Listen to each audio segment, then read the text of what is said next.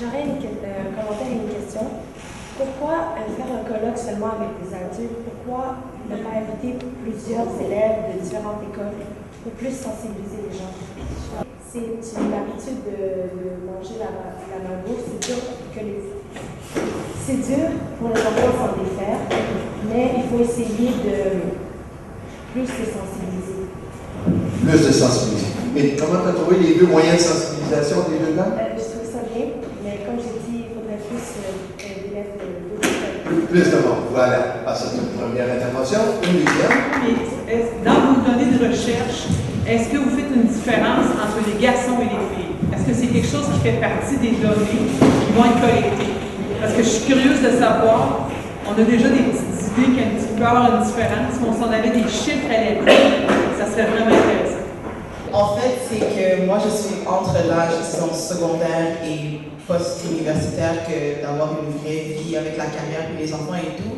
Puis, étant une personne qui a fait le choix de ne pas manger de McDo malgré le fait que j'habite littéralement en face d'un McDonald's, littéralement, c'est que pour moi, c'est pas une habitude qui m'a été instaurée par mes parents, ça a été instauré par moi-même avec quelqu'un qui m'a dit « essaie une frite, essaie un burger », comme par exemple, je n'ai jamais consommé de Big Mac dans ma vie, j'ai pas l'intention de le faire.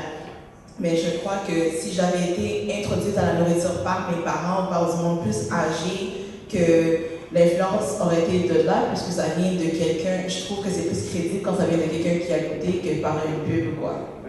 Bien, j'irais peut-être très rapidement avec la question au niveau, si on avait des données au niveau des études consommation entre les garçons et les jeunes filles. En fait, non, malheureusement.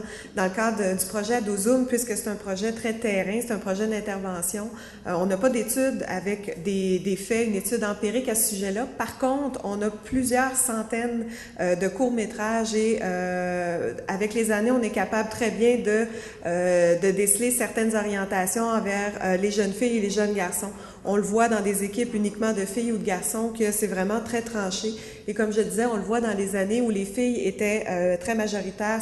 Il y a vraiment des thèmes qui reviennent année après année et qui, je crois, à mon avis, font partie des préoccupations des jeunes filles. Un jour, je compilerai tout ça et j'en ferai certaines statistiques parce que je pense qu'effectivement, ça peut être très intéressant. Bien, pour la consommation des boissons, tantôt, Marion, je cherche Marion, et où Marion? Ah, t'es là!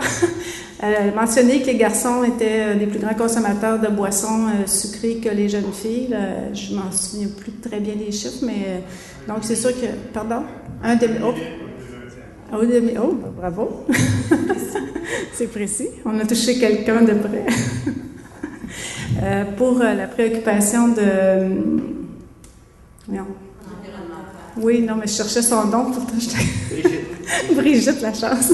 Excusez. Oui, ben en fait, on a eu ce débat à l'intérieur de notre comité, justement, mais à un moment donné, on a dû faire un choix parce qu'on ne peut pas régler tous les problèmes de la planète en même temps. Puis oui, on est concerné aussi par l'environnement, tout ça, mais on sait que c'est plutôt, on parle d'un visuel d'une canette ou d'une bouteille et non, oui, elle va être, on va la retrouver sur de vraies bouteilles, mais en quantité limitée. La bouteille, on s'est dit que c'était quand même mieux que la canette parce qu'elle avait un petit bouchon vissable et qu'elle pouvait être réutilisable quelque temps. Puis faire une vraie bouteille d'eau, c'est quand même plus dispendieux. On n'a pas les sous de Pepsi, Coke, etc. Mais, en fait, je parle pas de la prochaine étape qui s'en vient, là, pour pas lancer le punch, mais on pense, on tient ça en compte, en fait. Et pour notre ami qui aurait souhaité des centaines de jeunes du secondaire, du collégial et de l'université, eh bien, ma chère, c'est ce dont je rêvais. Et si ce n'eût été de la dame qui est derrière toi, qui s'appelle Madame Morin, qui est active dans un groupe qui s'appelle Étincelle Média, n'eût été de Madame Morin, il n'y aurait pas ces jeunes-là qui sont là aujourd'hui. Donc,